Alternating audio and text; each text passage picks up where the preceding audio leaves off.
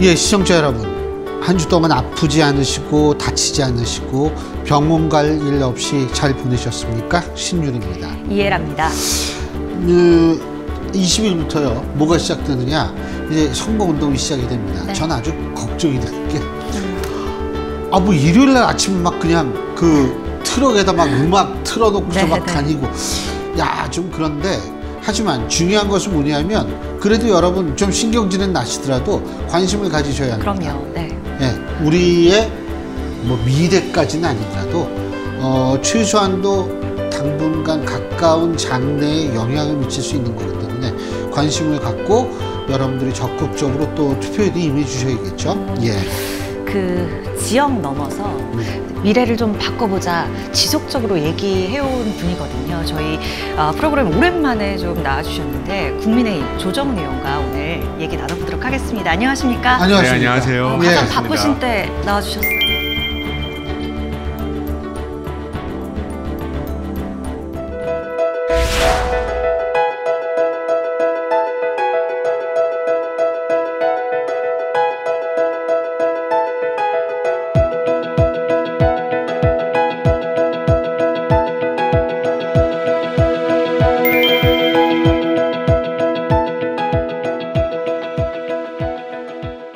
우리 조 의원님 보실 때 전체 판세 어떻게 보세요? 뭐 선거에 파란불이 켜졌다 이런 건 없을 것 같습니다. 끝까지 조심해야 될 선거지만 해볼 만하다라는 생각이 들고요. 네. 우리 국민 여러분들께서 이번 선거를 어떻게 정의하느냐 뭐 여러 각이 있고 뭐 여러 진영에서 얘기하지만 제가 만난 유권자분들의 대부분은 이번 선거는 내 삶에 누가 도움이 되느냐, 아까 우리 앵커님도 말씀하셨지만 내 삶에 누가 더 실질적인 도움이 되느냐, 민생 전쟁이다 라고 저는 생각하고, 그런 면에서는 집권당인 저희가 책임 있게 말씀드릴 수 있다 싶습니다. 그 민생 부분에서 국민의힘 쪽에서 뚜렷하게 지금 보이고 있는 것 어떤 것이죠? 뭐 여러 가지가 있다고 생각합니다. 일단 잘하고 있는 걸 몇 개 말씀드리면 소위 거시경제, 외환, 금융, 무역 이런 것들에 대해서는 한 번도 큰 문제가 없이 해나가고 있고요. 그 다음에 이제 저희가 계속 추진하고 있는 지금 의료개혁, 이 문제도 어떻게 보면 민생이거든요. 이 문제도 저희는 이 방향이 맞다고 생각합니다. 물론 이제 빨리 의사분들이 대화장에 나오길 기대하지만 어떤 분이 그러시더라고요. 내가 약사 30년에 의사하고 정보가 싸워서 이겨본 적이 없다. 이런 집단은 의사가 유일할 것이다. 이분 얘기도 들을 바가 있다 싶었습니다. 또 하나는 소상공인분들에 대한 지원 정책들 저희가 더 두텁고 촘촘하게 만들고 있습니다. 근데 네. 지금 파란불 켜진 뭐 이런 말씀 하셨는데 죄송합니다. 3월 7일과 8일 리얼미터가 에너지경제신문 의뢰로 전국 18세 이상 1,006명을 대상으로 진행한 이 여론조사를 보면요. 물론 자세한 내용은 중앙선거 여론조사 심의위원회 홈페이지를 참조하시면 됩니다. 이게 지금 여기에서 국민의힘은 직전 조사 대비 4.8%포인트 느렸고 민주당은 4.0%포인트 올랐어요. 그래서 민주당 43.1, 국민의힘 41.9 이렇게 됐는데 이거 조금 어떻게 좀 변하고 있는 거 아닌가 이런 생각 드는데 어떻게 판단하세요? 저는 아마 한동훈 위원장이 12월 취임했죠. 예. 그래서 한 100일 조금 안 되는 시간이 흐른 것 같습니다. 예. 뭐 한동훈 위원장의 효과를 국민의힘이 톡톡히 봤다 싶습니다. 뭐 뉴스량에서 압도를 했고요. 한동훈 위원장의 등장과 함께 그리고 굉장히 어려웠던 지지율의 반등을, 그 어렵다는 지지율 반등을 이뤄내는 것 같습니다. 근데 최근부터 많은 분들이 이제 뭐 고점이다, 한계에 이른 거 아니냐 이런 얘기를 하시는데 개인적으로 한 개인이, 우리나라 정치인이 이렇게 100일 동안 순수하게 개인기로 거의 3달을 끌기가 그럴 만한 사람 거의 없다. 물론 이제 그 다음에 이제 바톤 터치라 그럴까요? 레슬링도 하다 보면 막 열심히 싸우다가 힘이 빠지면 뒷사람이 나와서 바톤 터치하고 또 싸워주지 않습니까? 이제 나머지 총선까지 한 27일, 8일 남았는데 이제 다시 한번 재정비를 해서 국민 여러분들의 살갗에 닿는 공약과 정책들을 던지면, 그리고 제 약속 드리면 다시 한번 반등의 기회 잡을 수 있다고 저는 확신하고요. 저는 비례대표였다가 지역 정치 준비를 처음 하지 않습니까? 많이 배웠습니다. 지역 정치 하시는 분들 다 존경합니다. 그리고 또 한 가지 뭘 배웠냐면, 여의도 담론과 지역 담론은 참으로 다르다. 여의도에서는 네. 검찰 독재, 뭐 정권 견제, 정권 유지, 딱 마포 공덕 오거리 내리면 검찰 얘기하시는 분이 없습니다. 우리 저 재건축 언제 해줄 거냐, 재개발 언제 해줄 거냐, 강변북로 지하화 할 거냐 말 거냐, 학군 유학 가는데 학교 좀 잘해봐라, 중학교가 안전진단이 이렇게 해가지고 지금 무너지게 생겼다. 이 삶의 현장에서 우리 삶을 낫게 해달라고 요구하는 목소리와 여의도의 거리감이 상당하다. 그래서 저는 국민의힘의 선거 전략은 뭐 제가 지도부에 있는 건 아니지만, 검찰 독재 또는 검찰 뭐 정권 유지, 이게 아니라 국민의 삶을 낫게 해주는 민생 정쟁에서 우리가 이기겠다. 이게 맞다고 저는 봅니다. 선거에서 제일 중요한 거는 사실 선거 구도 아니겠습니까? 맞습니다. 근데 정권 심판론이 어떻게 다시 좀 올라가고 있다고 느끼세요? 아니면 예전하고 비슷하다고 생각하세요? 저는 이게 메뉴가 다양해진 효과를 저 진보 진영이 누리고 있다고 생각합니다. 원래 이게 메뉴가 많아지면 매출이 늘어나거든요. 예. 그러다 보니까 선거도 예. 뭐 민주당만 있다가 예. 막 조국 혁신당, 예. 뭐 소나무당, 막 별의별 여러 가지 당들이 나오면서 메뉴가 늘어났어요. 이 여러 당들이 5%, 4% 갖고 간 걸 다 합쳐보면 혼자 버티고 있는 국민의힘을 포위하는 형국이 되어 보이기도 합니다. 이게 메뉴 효과라고 저는 생각해요. 근데 이제 지역선거에서는 이게 살짝 불리하긴 합니다.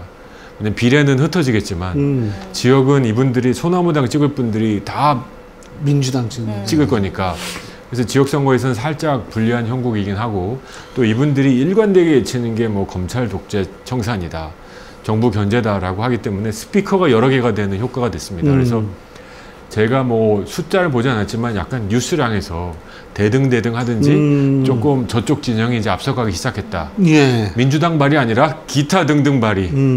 그래서 이걸 어떻게 우리가 대응할지는 고민할 필요가 있다 싶습니다.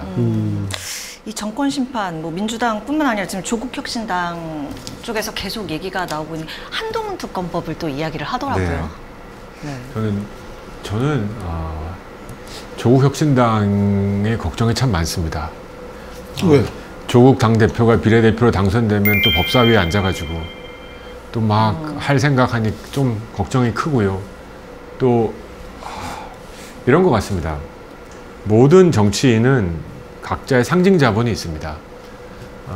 조정훈이라는 정치인이 상징하는 것이 있고, 또 다른 정치인이 상징하는 게 있지 않습니까? 조국 전 장관이 정치인이 되셨는데 과연 상징이 뭘까? 저는 앞도 뒤도 아닌 내로남불이라고 생각합니다. 그걸 넘을 수 없을 겁니다. 근데 이런 분이 우리 국민들로부터 이렇게 많은 지지를 받고 또다시 이 정치 안에서 본인의 주장을 반복할 수 있다는 거, 정말로 어떤 교훈을 우리 사회에 던질지 좀 걱정이 큽니다. 그리고 조국 전 장관이 민주당과 총선 이후에 합당을 내는 절대 없다. 근데 실은 정치인은 절대란 말씀을 하겠다는 소리하고 똑같거든요. 그런가요? 예. 웬만해선 절대란 말 안 씁니다. 예. 예. 절대 없다란 말은 할 생각이 있으니까 그 마음이 들켰기 때문입니다. 저는 민주당이 지금 조국 전 혁신당을 키워주고 있다고 확신합니다. 왜냐면 아까 얘기한 메뉴 다원화 효과가 있기 때문이죠. 그런 차원에서, 근데 저는 굉장히 물어보고 싶습니다. 왜 조국 전 장관은 민주당에 안 들어가셨습니까? 민주당이 들어가서 비례대표 받을 수도 있었고, 민주당이 뭘 할 수도 있었는데, 민주당에 부담은 주기 싫고, 또 정치인 하고 싶고, 이래서 지금 신당을 만들어서 마치 다른 당인 양 하다가 총선 이후에 만약에 각각으로 따지면 과반이 안 되는데 이거 여기저기 다 합쳐서 150석이 넘는다. 그럼 저는 진짜로 거의 확실하게 합당해서 150을 넘길 거라고 생각합니다. 이 리스크가 저희 보수 진영의 가장 어려운 문제다라고 생각합니다. 아니 네. 조국 전 장관, 지금 조국 대표죠. 왜 민주당 안 들어갔냐? 이 들어갈 상황이 아니었다라는 얘기도 많거든요. 왜 그러냐면 저는 뭐 거기에 동의한다, 동의하지 않는다 이걸 떠나가지고 이른바 친명횡재라는 단어가 나올 정도로 친명들이 많이 이 주장이 나올 정도로 친명들이 많이 됐다는 주장을 하지 않습니까? 이 얘기는 결국 뭐냐면 친문 쪽이나 비명 쪽이 이 나갈 수밖에 없었다라고 주장하는 그런 상황이 되는 건데 조국 전 장관 친문의 상징성을 나름대로 갖고 있는 사람이니까 그 뭐 들어간다고 그래도 만일 이런 것들 이런 환경이 사실이라고 가정한다면 그 들어갈 수 있겠어요? 뭐 그런 현실적인 고려도 했을 거라고 생각합니다. 근데 그거보다 더 현실적인 건 아마 민주당에서 안 받는 이유는 소위 조국의 강을 건넜다고 주장했는데 다시 백도해서 조국의 강에 허우적거리는 민주당이 걱정스러웠겠죠. 그럼에도 불구하고 전 이재명 당대표는 본인에게 득이 된다면 뭐든지 할 수 있다라는 생각합니다. 그리고 자기가 당대표인 민주당은 똘똘 뭉쳐서 반발 하나 없는 뭐라 그럴까요? 반대 하나 없는 완벽하게 자기를 따라주는 사람들로 만들어 놓고 진짜 중요한 정치적 행보들 뭐 지선이나 앞으로 다가오는 대선에서는 과반을 넘길 수 있는 우군을 여러 개 확보한다. 뭐 꿀먹고 알먹고죠. 이런 역할을 조국 전 장관이 스스로 하겠다고 나섰는데 저는 조국 전 장관의 여러 가지 발언들 중에 가장 저를 충격시켰던 게 작년 가을 겨울쯤이었나요? SNS에 우리 사법체 한 인간이 사법 시스템 안에서 자기의 의로움, 정의로움을 증명해낼 수 없으면 사법체계 밖에서 자기의 의로움을 드러낼 권리와 의무가 있다 그랬어요. 이걸로 하자는 소리예요. 이 주먹으로 또는 이 포퓰리즘으로 내가 사법체계에서 죄인 판정을 받아도 나의 정의로움을 드러내겠다. 이런 의무가 있다고 주장한 사람이 전 법무부 장관입니다. 저는 이분이 그래도 법학자이고 한때는 법무부 장관인데 배운 거를 이렇게 완전히 뒤집을 수가 있을까? 정말 우리 사법체계를 지키고 수호할 역할을 하셨던 분이 우리 사법체계 안에서 국가가 개인이 자신의 억울함을 증명해내지 못하면 사법체계 밖에서 해야 될 권리가 있고 의무가 있다? 그러면 혁명하자는 소리잖아요. 이런 말은 절대로 해서는 안 된다. 저는 이런 말은 정말 두고두고 사과하셔야 된다 싶습니다. 의원님 그 조국의 강 얘기하셔서 또 한쪽에서는 탄핵의 강은 그럼 어떠냐 이렇게 이야기를 하면서 탄핵의 강이 뭐죠? 지금 도태우 변호사랑 유영하 변호사 그렇죠. 이거 공천 그냥 탈락시켰어야 되는 거 아니냐 그게 국민의힘한테 더 좋았을 것이다 라고 얘기도 한단 말이죠. 이건 어떻게 보세요?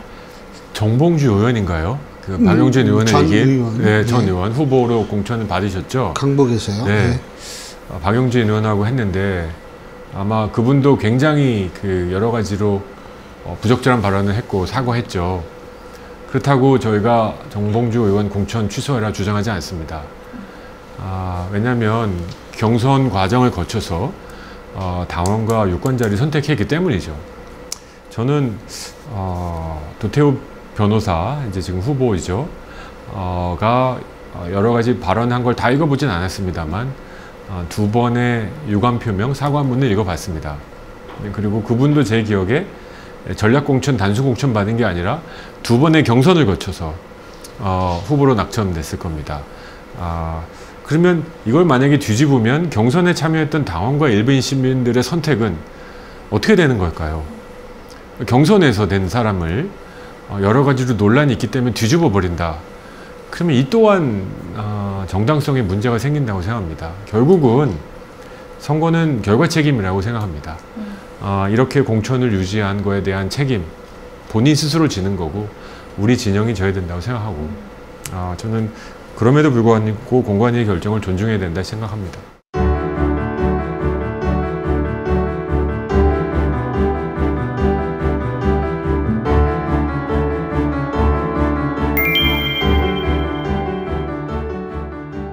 조국 혁신당 몇 석이나 할 것 같으세요? 아이고 맘 같아서는 한 석도 안 했으면 좋겠는데 지금 지지율로 봐서는 6, 7석은 할 것 같습니다. 최소한 저는 7, 8% 지지율은 만들어낼 것 같고요. 지금 민주당은 이재명 대표 151석 얘기하는데 동의하세요? 아니요, 동의하지 않습니다. 예. 네. 아, 당연히 동의하지 않으시겠죠. 동의하시면 이렇게 큰일이지. 됩니다. 예. 각 당의 희망 의석수, 목표 의석수를 합하면 한 500석쯤 될 겁니다. 예. 그러니까 한 절반으로 나눠 보시면 될 겁니다. 500석이요? 예. 예. 독일 분데스타기 500석입니다. 그렇습니다. 국힘에서는 의석수 얘기 안 하시기로 했다던데. 맞습니다. 선거에서 파란 불은 없다고 생각하고요. 특히 수도권 지역, 뭐 1000표 차이로 갈리는 지역이 수두룩 할 겁니다. 저는 까불면 죽는다. 유권자 앞에서 겸손해야 되고 한 분 한 분 간절하게 바라야 된다 싶습니다. 뒤늦은 얘기일 수도 있긴 하겠습니다만 그 재작년 12월에 저희 프로 나오셔서 이재명 대표가 패거리 정치 하고 있다. 이 더불어민주당이 이제 더불어도 없고 민주란 단어도 이제 없는 것 같아요. 그냥 패거리 정치 하는 것 같고 약간 이런 느낌이 듭니다. 그 민주당의 그 핵심 세력이라고 할 수 있는 사람들, 의원들을 보면 소위 학생운동의 맨 앞에 섰었던 전대협 회장, 학생회장 출신들의 지도하고 있는 정당인데 이끌고 있는 그분들이 독재를 타도하는 데는 성공했을지 몰라도 민주주의를 실천하는 데는 완전히 다른 문제다. 공천 상황을 보셨을 때도 이건 변함없이 여전히 유효하다. 민주당 공천은 살벌했다고 생각합니다. 살벌했다. 네. 네. 그리고 이재명 대표가 중앙정치 안 해본 티가 너무 났다. 왜요? 어떤 면에서요? 저는 공천은 과학이 아니라 예술이라고 생각합니다. 아, 그리고 그 예술을 함에 있어서 테마, 주제는 객관성, 합리성, 그다음에 설득할 수 있어야 된다 생각해요. 자기가 원하는 사람 공천 주고 싶은 마음 누가 없겠습니까? 아마 당대표로서 이 총선을 앞두고 당대표 된 사람의 입장에서 내가 원하는 사람 좀 많이 주고 싶은 사람, 그건 정치의 어쩌면 기본일 겁니다. 근데 이거를 실현하고 실천해나가는 과정이 이렇게 거칠고 이렇게 잔혹하고 이렇게 무대포로 나갈 수 있을지라는 상상을 못했습니다. 국민의힘도 시스템이라는 공천을 했었지만 그게 로켓 사이언스, 과학은 아니거든요. 예외도 있고요. 있었지 않습니까? 그래서 억울하다면 주장한 사람도 있었고, 그렇지만 그 틀 안에서 유지했기 때문에 그나마 국민의힘 공천에서 큰 뭐 사고나 났다, 사단이 났다, 2020년 같은 그런 사고 얘기는 없었지 않습니까? 이재명 대표의 이번 공천은 자신의 목적을 이루기 위해서 살벌하게 뭐 앞뒤 안 보고 쳐냈다 싶습니다. 네. 이제 선대위 꾸려져가지고 민주당 쪽 보니까 이제 김부겸 전 총리, 이해찬 전 대표 같이 하잖아요. 뭐 영향 어떨 거라고 보세요? 어쨌든 뭐 상징성이 있는 분들이니까. 김부겸 전 총리의 플러스를 이해찬 총리의 마이너스가 갉아먹을 거다. 저는 김부겸 총리의 워딩이나 메시지나 상징 자본은 굉장히 국민의힘에게 위협적입니다. 대구이시기도 하고요. 또 걸어온 길, 그리고 점잖고 적절한 언사, 뭐 이낙연, 이해찬, 이재명은 말할 것도 없고 따라가지 못할 그런 내공이 있다고 봅니다. 근데 다행인 게 이해찬 대표도 있고 또 이재명 대표도 있기 때문에 서로 말이 꼬일 수 있다 생각합니다. 그리고 이런 표현 써도 될지 모르겠습니다만 노제입니다. 언제적 김부겸, 언제적 이해찬. 좀 뻔하다? 뭐 너무 재미가 없잖아요. 요새 젊은 층이 재미없으면 죄라면서요. 네, 신선함도 없고 그렇다 네. 이 말씀이신데, 근데 사실은 뭐 이해찬 전 대표 뭐 그렇습니다만 김부겸 전 총리도 사실 자신의 정계 은퇴 선언을 번복했단 말이에요. 물론 은퇴하겠다 그러고 번복한 사람이 한두 명은 아니죠. 근데 그런 것들이 조금 선거에 어떤 영향을 미칠 수 있다라고 보세요? 솔직히 김부겸 총리가 정계 은퇴했다는 거 아는 사람도 없어요. 그런가요? 뭐 그분 요새 안 보인다지 뭐 은퇴 선언했던 날을 기억하는 사람도 없습니다. 그리고 다시 돌아왔는 걸 아는 사람도 없습니다. 지금 길거리에 나가서 민주당 선대위 누군지 아세요? 그러면 제 단언컨대 100명 중에 1명도 모를 겁니다. 그래서 저는 우리 정치가 지금 국민들로부터 너무 떨어져 있다. 그건 국민의힘도 마찬가지라고 보고요. 그래서 큰 컨벤션 효과, 민주당은 뭐 큰 기대는 안 할 거고, 지금 이재명 대표의 목표는 자기가 쳐낸 사람들에 대한 뭐라 그럴까요? 소위 데미지 컨트롤, 이미 출혈은 했으니 출혈은 어쩔 수 없고 출혈을 한 책임은 지지 않을 테니 이걸 잘 봉합해 줄 수 있는 사람들, 이 정도로 모신 게 아닌가 싶습니다. 제가 이제 궁금한 게 뭔지 아세요? 네. 더불어민주당이 말이에요. 그 위성정당 더불어민주연합, 여기에 비례대표, 그러니까 특히 시민사회 몫으로 이 추천된 후보들에 대한 이 재고를 공식 요청을 하거나, 뭐 1번, 2번은 그만두셨죠. 그런데 민주당이 이렇게 아주 적극적으로 이렇게 더불어민주연합에 있었던 그 시민단체 몫의 후보에 대해서 이런 의견을 개진하는 이유가 뭐라고 보십니까? 왜냐하면 곧 자기네랑 합당할 사람들이거든요. 더불어시민연합, 네. 민주연합. 네, 거기 뭐 시민사회 공천이든 어쨌건 정말 그러니까 진보당은 근데 떨어져 나가죠. 네, 진보당은 뭐 자기가 네, 나갈 네. 거고요. 어차피 우리 당에 합당할 사람들이니까 내가 선정하겠다. 모양새는 그쪽이 하는 것처럼 그럴싸하게 해줘도 어차피 뭐 무소속으로 활동할 거 아니지 않냐. 어차피 민주당 들어올 사람이니 내가 미리 좀 보겠다. 라는 걸 노골적으로 드러낸 거라고 봅니다.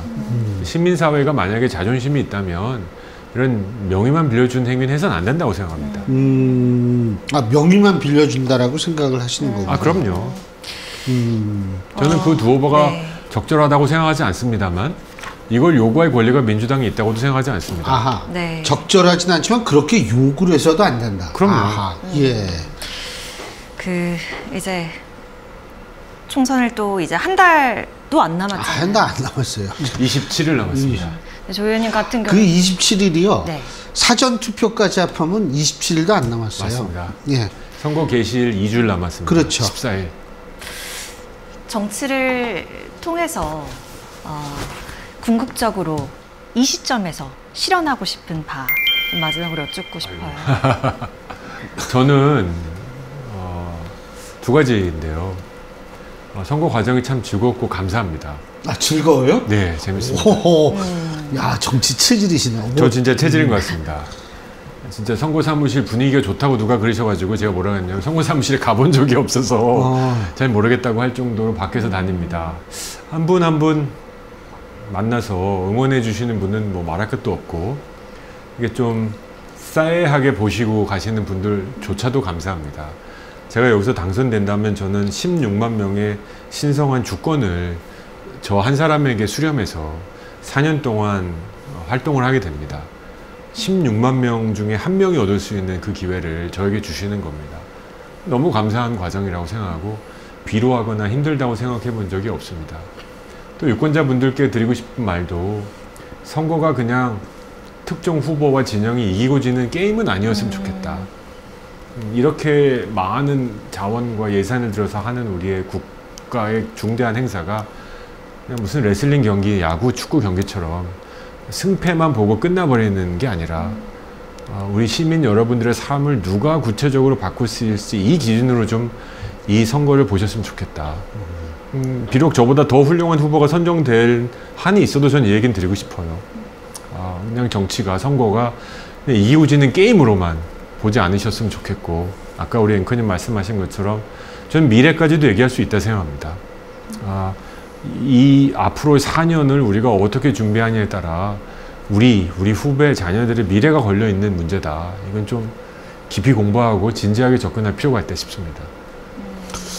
조 의원님이 프로레슬링 잘 모르시죠? 젊으니까 잘 모르죠. 옛날에 장영철 선수, 김일 선수, 천기덕 선수 얼마나 유명. 그 옛날에는요 레슬링 엄청나게 그 인기였었어요. 근데 뭐 레슬링이 됐던 농구가 됐던 프로 야구가 됐던 간에 가장 중요한 거는 물론 조 의원님은 그럴 리가 없습니다만 이 모든 지금 254개 지역구에서 뛰는 모든 후보들이 좀 페어플레이 했으면 좋겠고, 좀 있으면 제가 이 말씀 드리는데 이제 좀 있으면 이 네거티브가 엄청나게 나올 거예요. 원래 선거 교과서상으로 보면 이 선거일 2주 전에 네거티브가 나오거든요. 왜냐하면 2주 전에 해야지 상대가 반박도 못하고 네거티브는 퍼져가고 그래가지고 2주예요. 근데 우리 유권자분들 절대로 그런 거에 너무 이 과도하게 몰입하시. 그렇죠. 네. 그렇게 여러분들이 좀 합리적, 이성적으로 판단하셨으면 참 좋을 것 같고, 제가 우리 조 의원님께 부탁드리고 싶은 건 선크림 꼭 바르고 다니십시오. 아니 요새 네. 이렇게 그렇게 많이 돌아다니시면 네. 진짜 뭐 피부 관리를 위해서가 아니라 건강을 위해서 좀 바르고 다니셔야 할 것 같아요.